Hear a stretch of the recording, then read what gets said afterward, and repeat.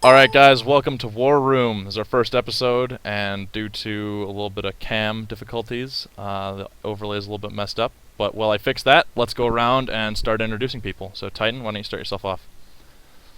Hi, in-game Titan Osis. I play primarily light mechs and one of the light lance leaders for 228.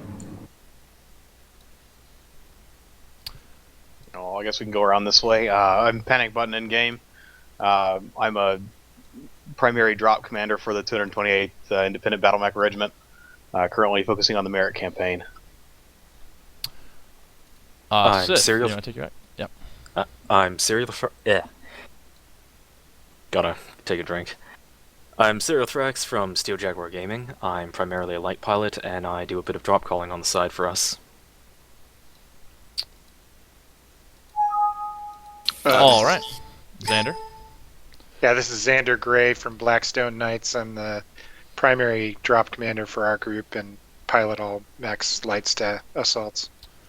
Alright, well, now that you guys have met the cast, it's time to talk a little bit about the show. So, the goal with this show is to bring a more competitive... Sorry, I don't know why that's happening. Is to bring a more competitive view of MechWarrior to the general public. So we're going to talk about some of the things that are going on in the community currently. We're going to talk about different tournaments, different events, stuff like that. So yeah, I guess let's just get right into it. Let's start with Panic. Panic, why don't you tell us about the Merrick League? Well, currently, I guess everyone in here is involved in the Merit League in some regard. Um, we're all competing, I suppose, or on competing teams. In fact, everyone here is actually on separate teams. But the Merit League is currently in its, I think, turn 3. Just finished turn 2 and rolled for initiative on last Thursday. Should be fighting, I guess, or drops happening between now and next. I believe the cutoff is like next Wednesday. It's final day, or next Thursday is final day for those drops. But Merit League's kind of interesting. It's got a lot of restrictions. Opens up a whole new aspect of what we call competitive play, which for this purpose is just, you have the meta game which is present in the actual just public matches, but then you have this by imposing certain rule sets and certain restrictions on the drops. We've actually managed to inspire drop leaders and teams to format their drop decks to accommodate for these rules and regulations, which actually opens up a whole new meta for each of the for each of the restriction sets and weight limits and all those things.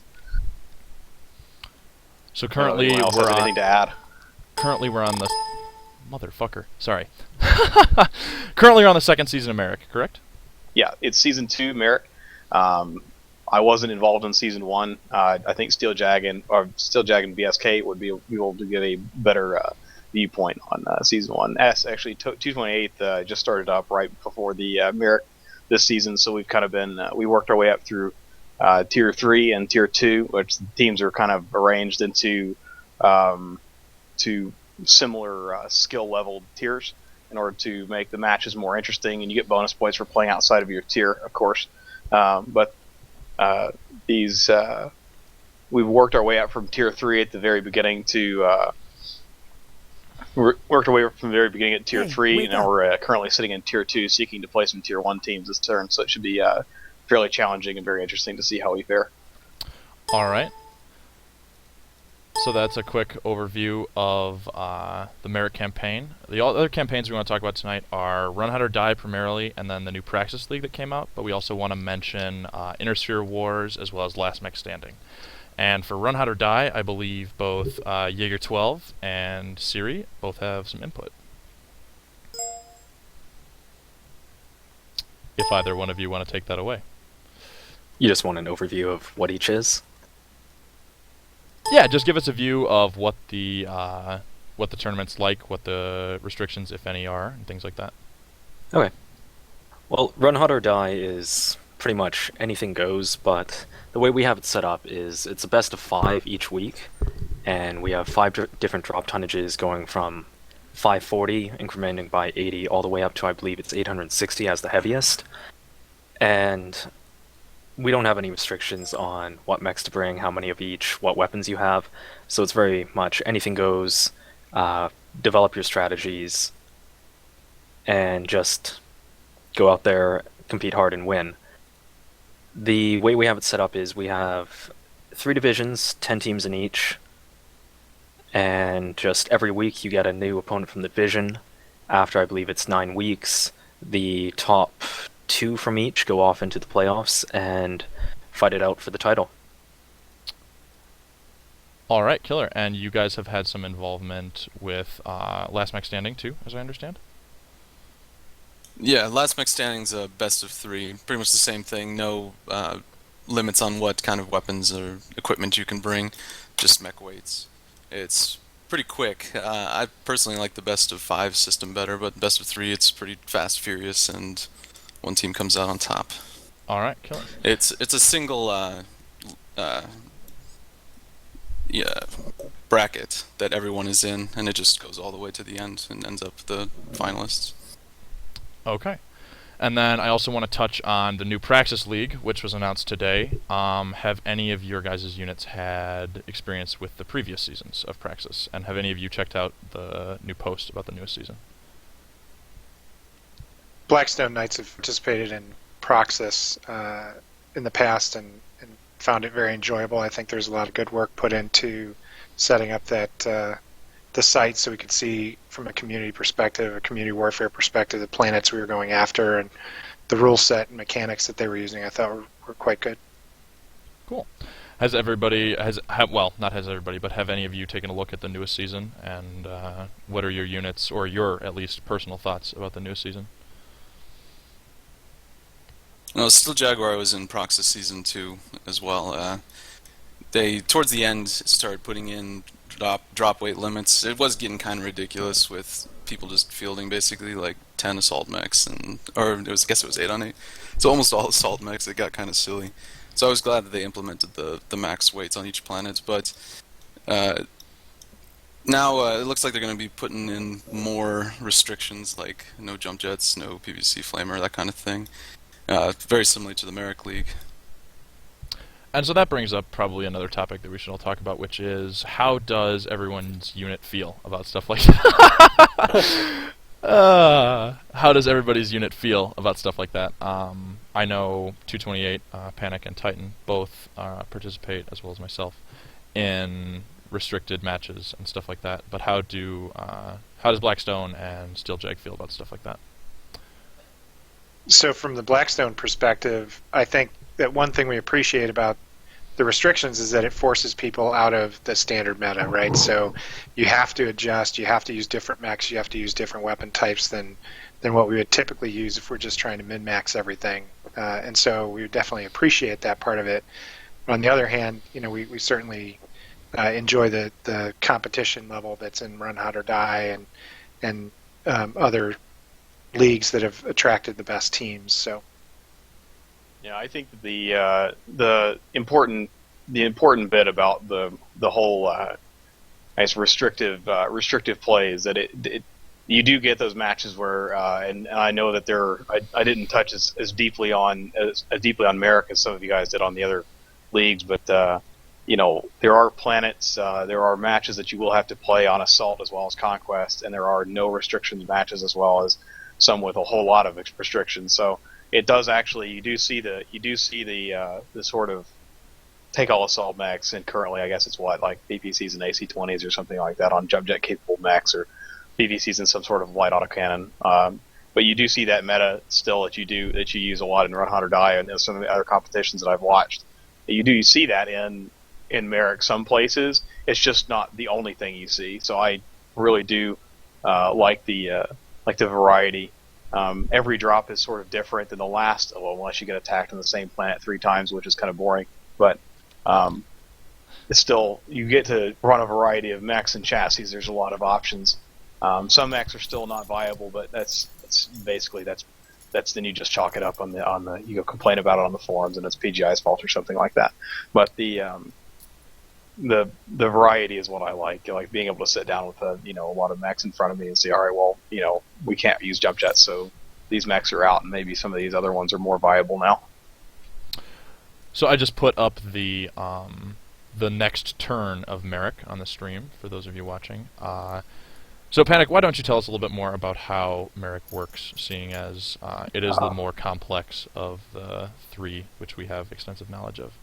I would argue that the Proxys campaign has a lot more complex rules as well. If you look at the rule set they put up for the third season, they've started to implement a sort of monetary system for purchasing mechs as resources or pilots as resources, as well as they're taking away pilots as a resource. So mechs are your only resource, but you're going to have to purchase that through some economy.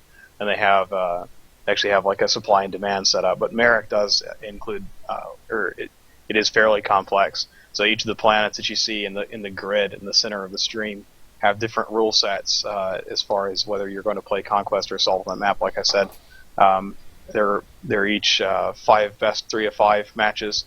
And you can win by cap or kill. It doesn't matter. It's not restricted in that regard, as well as the fact that each planet will have its own individual set of restrictions. Currently this season, the ones in place that the judges and Merrick campaign officials determined were the most prevalent were no ECM, no lock-on missiles, no PPCs, and no jump jets. And those will be in any combination or none of them or all of them, depending on the planet you're attacking. And you can only attack planets which you have a direct line to via one of the gray lines between two planets controlled by opposite factions. And so oh, sorry, what were you going to say? I definitely got to agree that Proxys campaign looks a lot more involved behind the scenes rather than just playing than Merrick. It's got the same idea. I think it looks like a lot of fun.